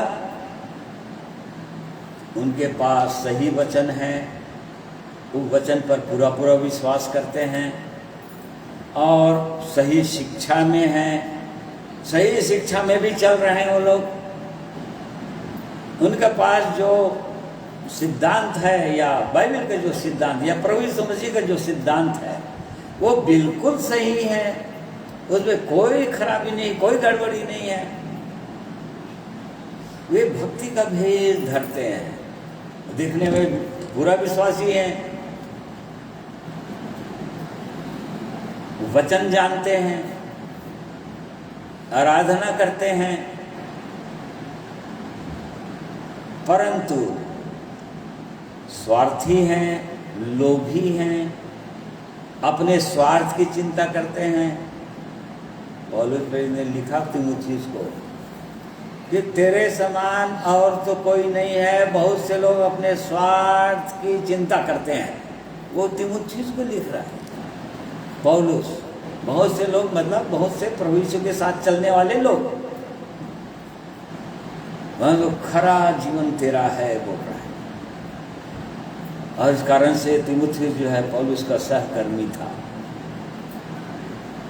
तो उसको साथ साथ लेकर चलता था वो पौलुस, क्योंकि तेरे जैसे मैंने नहीं पाया है। क्योंकि बहुत से लोग अपने स्वार्थ के लिए भी काम कर रहे हैं, तो बहुत सारे लोग अपने स्वार्थ के लिए काम करते हैं, स्वार्थी हो गए, लोभी हो गए, डिंग मार हो गए, अभिमानी, निंदक, माता पिता के आगे टालने वाले, कृतज्ञ, अपवित्र, दया रहित, क्षमा रहित, दोष लगाने वाले, असंयमी, कठोर भले के बैठे। देख लो आज भी विश्वासी लोग एक दूसरे पर दोषी तो लगाते रहते हैं, कुछ भी हुआ तो किसी पर दोष लगा दिए। दोष लगाए इसका मतलब ही होता है कि उसने अपने जीवन को देखा ही नहीं, या अपने अधर्म को छिपा लिया। आदम के विषय में लिखा है उसने अपना पाप ढांप कर अपने अधर्म को छिपा कर अपने अधर्म को ढांप लिया, ये उसका पाप था। और दोष लगा दिया अपनी पत्नी पर। आज सारा संसार, पत्नी भी बिल्कुल वैसे ही थी, उसने भी अपने पाप को छिपा लिया, अधर्म को ढांप लिया और दोष लगा दिया सांप पर, शैतान पर। आज बहुत से लोग शैतान पर दोष लगाते हैं। कौन लोग? विश्वासी लोग। अरे शैतान इतना ज्यादा प्रबल है, क्या करें, और इतना परीक्षा में डाल देता है, क्या करें। अरे क्या करोगे? विश्वास नहीं है इसका मतलब कि प्रभु यीशु ने क्रूस पर शैतान के सिर को कुचल दिया है, उसकी शक्ति को छीन लिया है और उस पर तुझे अधिकार दिया है सांपों और बिच्छुओं को रौंदने का, और शत्रु की सारी सामर्थ पर अधिकार दिया है, और शैतान को तुम्हारे पांव से कुचलना चाहता है वो। ये विश्वास नहीं है इसका मतलब। इसलिए विश्वासी लोग शैतान पर दोष लगाते हैं। नहीं, शैतान पर दोष नहीं लगा सकता कोई विश्वासी अब। क्यों? क्योंकि शैतान कुछ कर ही नहीं सकता। यूहन्ना ने लिखा जो लोग परमेश्वर से उत्पन्न हुए हैं, शैतान और दुष्ट उनको छू नहीं पाता, उनको छू नहीं पाएगा शैतान। शैतान पर क्यों दोष लगा रहे हैं? अपने जीवन को देखना है, अपने जीवन को जांचना है एक विश्वासी को कि मेरा जीवन कहाँ पर है प्रभु। यहाँ पर यदि आप रहते तो क्या करते? आप दोष लगा देते क्या? आपको तो सताया गया तो भी आप सहते रहे और पुरुष की मृत्यु सह ली आपने तो किसी पर दोष नहीं लगाया। आप तो ये भी जानते थे कि मैं जी उठ जाऊंगा, तभी भी आप पिलातुस को और महायाजकों को, कैफा को, हन्ना को कह सकते थे ठीक है जी उठता हूँ तब तुम लोगों को देख लूंगा मैं। नहीं, वो तो किसी पर दोष नहीं लगाया। तो दोष लगाने वाले ये सब अंतिम दिनों का पहचान बता रहा है, विश्वासियों का अधर्म बता रहा है। अधर्म के बढ़ने से बहुतों का प्रेम ठंडा हो जाएगा। और जो कि प्रेम ठंडा हो गया, इसलिए ऐसा जीवन हो जाता है। फिर वो लोग बस क्या करेंगे, बस भक्ति का भेद धरे रहेंगे। हम विश्वासी में उद्धार पाए हुए, किसी समय में हमने उद्धार पाया था, किसी समय में परमेश्वर ने हमारे पाप को क्षमा किया था और सुंदर जीवन दिया था, सुंदर गवाही थी हमारी। हम जगह जगह गवाही देते थे, लोगों को बताते थे। अब क्या हो गया? अब क्यों घर में बैठ गए चुपचाप? प्रिय भाइयों बहनों, यहाँ पर पौलुस अंतिम दिनों की पहचान बता रहा है। ये है अधर्म।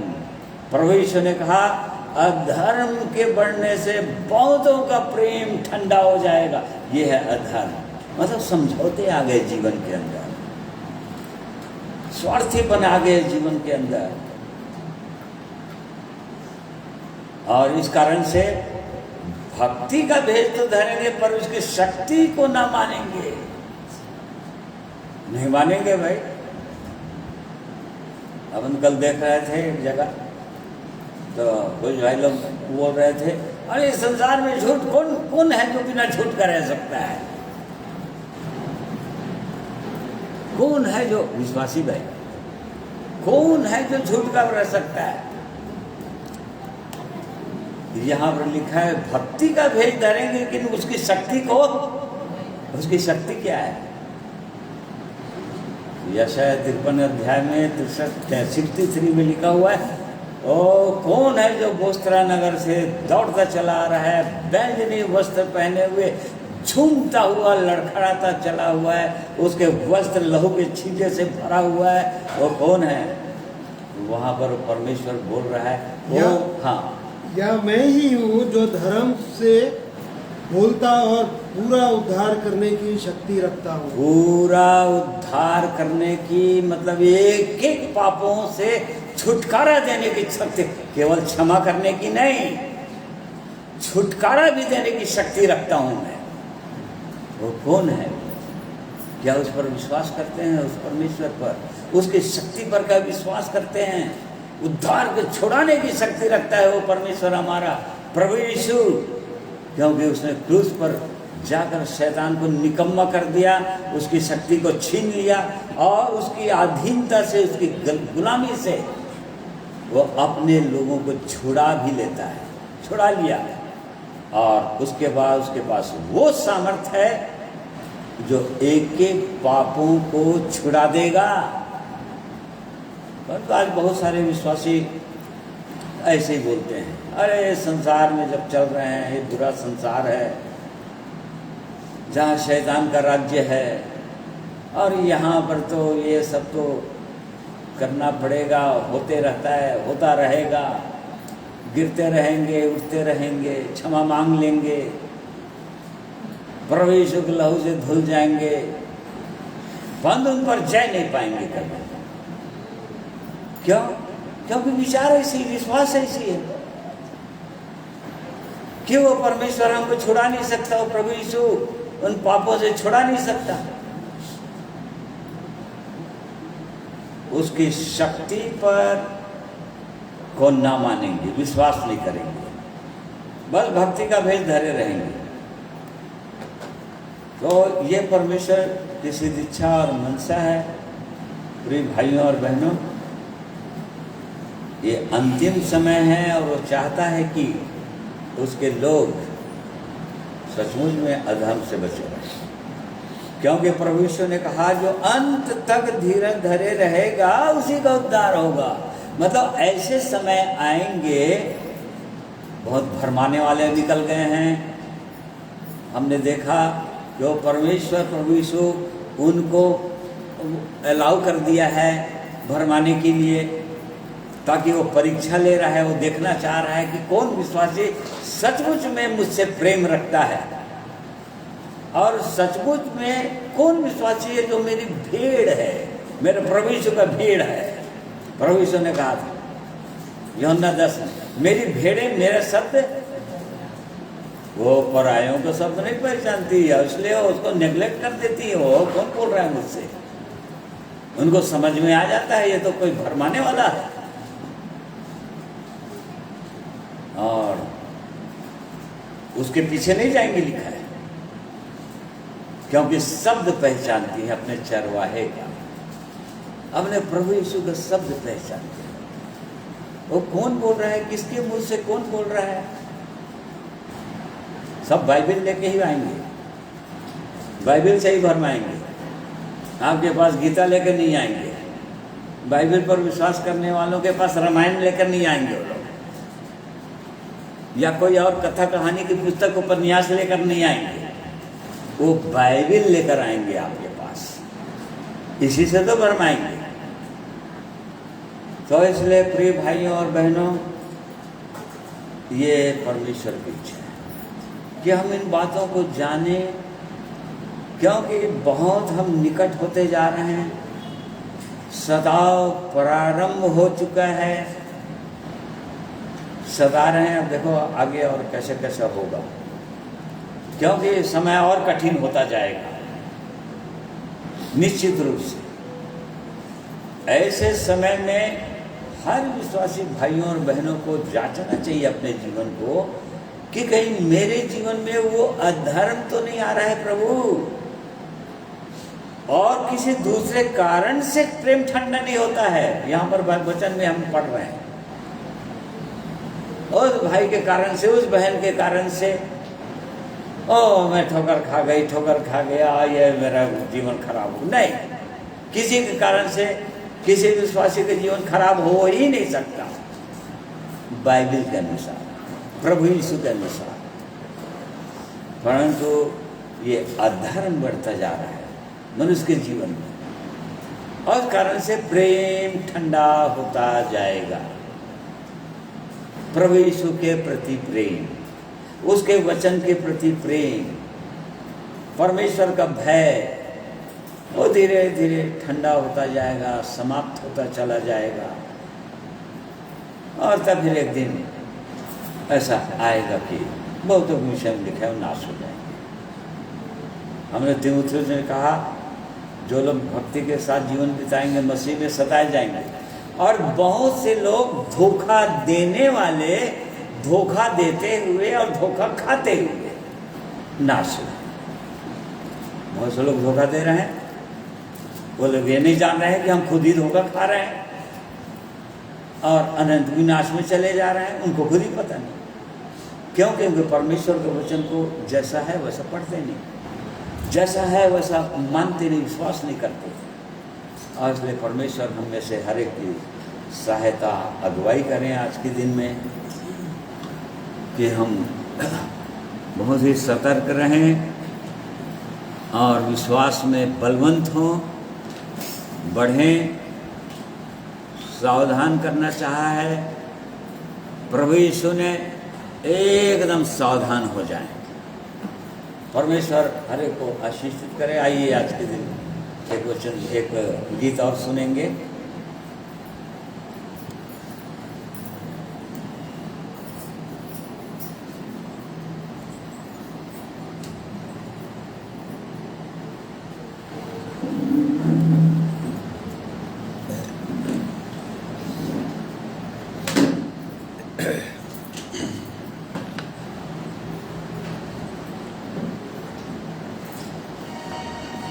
परमेश्वर पिता का धन्यवाद देते हैं सुंदर वचन के लिए। और सचमुच में जैसा हमने सुना वचन में कि बहुत ही अंतिम समय है, और परमेश्वर ने हम सबों को बुलाया है कि हम अपने विश्वास में खरे उतरें और इन सताव जो आने को हैं विश्वास में दृढ़ रहें कि हम इन सारे सताव जो आने वाले हैं उनका सामना कर सकें, और सामना करके जिस आशा के लिए, जिस विश्वास के लिए और जिस स्थान में परमेश्वर ने ले जाने के लिए बुलाया है वहाँ पहुँचें। इसलिए परमेश्वर पिता का धन्यवाद देते हैं। आइए गीत को सुनेंगे, परमेश्वर पिता की स्तुति।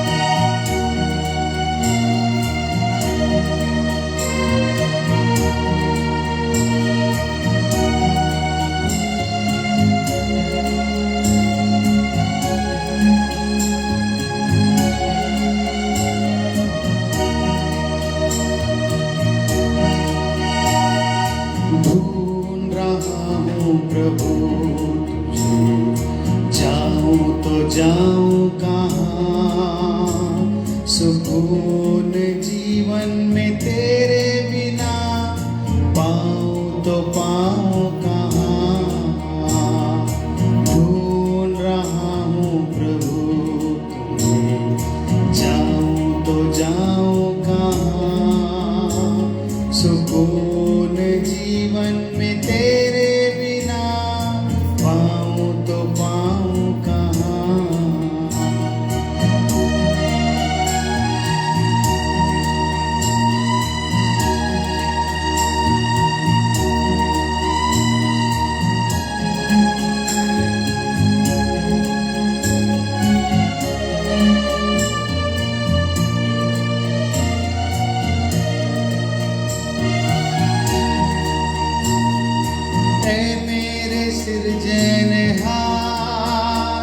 मेरे जीवन का तू ही उद्धार, मेरे जीवन की नाव को तू ही लगाएगा पार।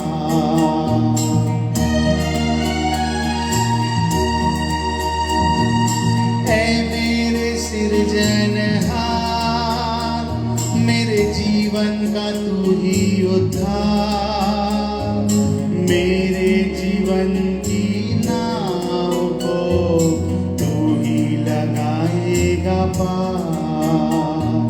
ढूंढ रहा हूँ प्रभु जाऊँ तो जाऊँ कहाँ, सुकून जीवन में तेरे बिना पाऊँ तो पाऊँ कहाँ।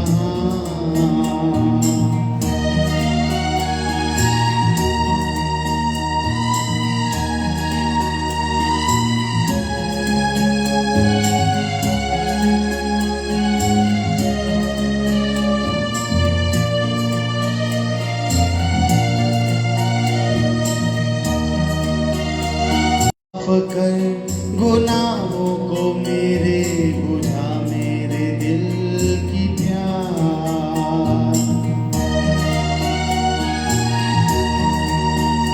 कर गुनाहों को मेरे बुझा मेरे दिल की प्यास। ढूंढ रहा हूँ प्रभु जाऊँ तो जाऊँ कहाँ, सुकून जीवन में तेरे बिना पाऊँ तो पाऊँ कहाँ।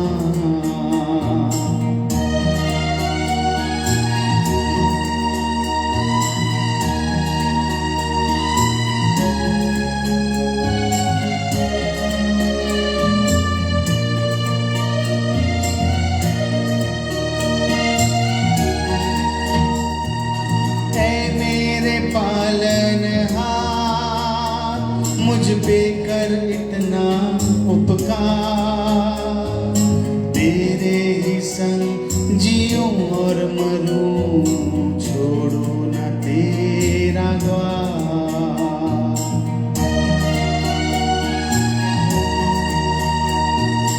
ऐ मेरे पालनहार, मुझ पे कर इतना उपकार, तेरे ही संग जीऊं और मरूं, छोड़ू न तेरा द्वार। ढूंढ रहा हूँ प्रभु तुम्हें, जाऊँ तो जाऊँ कहाँ, सुकून जीवन में तेरे बिना पाऊँ तो पाऊँ कहाँ। ढूंढ रहा हूँ प्रभु जाऊँ तो जाऊँ कहाँ, सुकून जीवन में तेरे बिना पाऊँ तो पाऊँ कहाँ,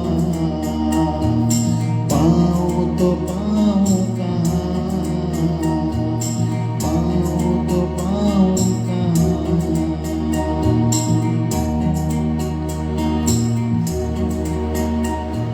परमेश्वर पिता का धन्यवाद करता हूँ इस गीत के लिए।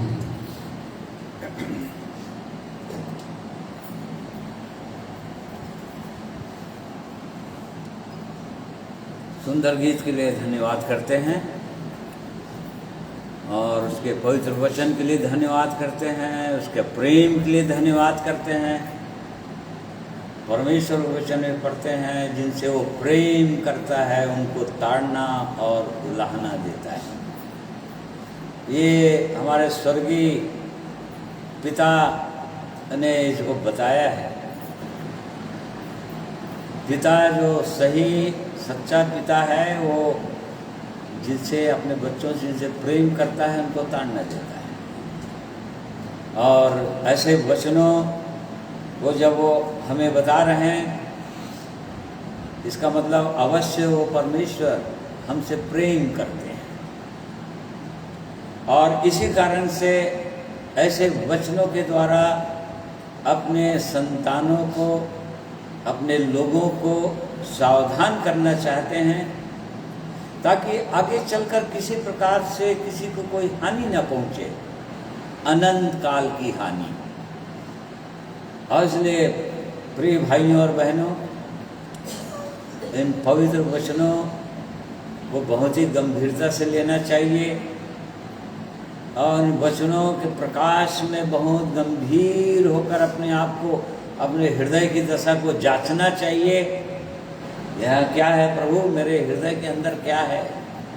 आपके पवित्र वचन के प्रकाश में मुझको दिखा, और यदि दिखाया तो सत्य वचन जो दिखा दिया उससे प्रेम करना चाहिए, उसको स्वीकार करना चाहिए। नहीं प्रभु, यही सही है, ये सत्य है प्रभु, मेरे जीवन में ये बातें हैं और इसको मैं मानता हूँ, छोड़ता हूँ। प्रभु यीशु अपने लहू से धो शुद्ध कर। और इस प्रकार से वो परमेश्वर की ये इच्छा है कि उसके लोगों का हृदय साफ रहे, उनका विवेक एकदम साफ रहे, ताकि प्रभु यीशु के आगमन के लिए पूरी रीति से तैयार पाए जाएं। तभी एक विश्वासी पूरी रीति से तैयार पाए जाएंगे।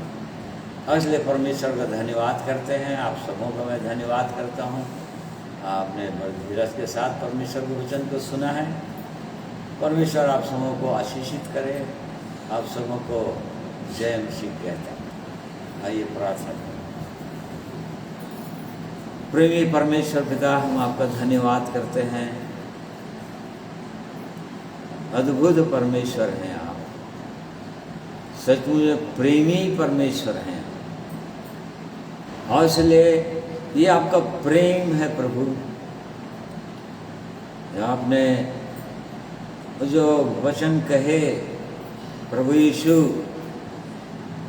यूहन्ना 6 के अंदर, 70 चेलों में से बहुत सारे चेले उल्टे फिर गए क्योंकि उनको बहुत कड़वा लगा था। और तब फिर हमने अपने चेलों को, 12 चेलों को भी कहा, यदि तुमको भी कड़वा लगता है तो तुम लोग चले जाओ, तुम लोग भी चले जाओ। पतरस ने कहा था, प्रभु जीवन की बातें तो तेरे पास है, हम कहीं नहीं जाएंगे। ये सच है प्रभु जी। आज भी आप जिनसे प्रेम करते हैं और उनके हृदय को आप चाहते हैं कि एकदम सच्चा हो आपके साथ, पूरी रीति से साफ हो हृदय, और जिस उद्देश्य के लिए आपने बुलाया एक व्यक्ति को अपने पास, क्या आप उनके पापों से उनका उद्धार करेंगे, छुटकारा दे देंगे, क्षमा करेंगे, छुटकारा दे देंगे। हाँ प्रभु, इस क्रम में हम अपने आप में कहाँ पर हैं? क्या हम उन बातों के प्रति गंभीर हैं? क्या प्रयासरत हैं? हाँ प्रभु, से छुटकारा पाना ही है मुझको इन सब चीज़ों से। और जिनकी लालसा है छुटकारा पाने की, आप उनकी सहायता करते हैं। और से धन्यवाद करते हैं प्रेमी परमेश्वर, आज के दिन में भी आपने हमारी सहायता की, गीतों को गाने में और आपकी महिमा करने में, और वैसे ही आपके पवित्र वचन को सुनने में, समझने में, अपने आप को जांचने में आपने सहायता किया है। धन्यवाद करते हैं। अपना जीवन आपके हाथों में सौंप देते हैं। हम सबों की सहायता अगुवाई करें। प्रार्थना प्रभु यीशु के नाम में मांगते हैं, सुनिए ग्रहण। आमीन। परमेश्वर आप सबों की सहायता अगुवाई करे। प्रभु हर एक को आशीष दें।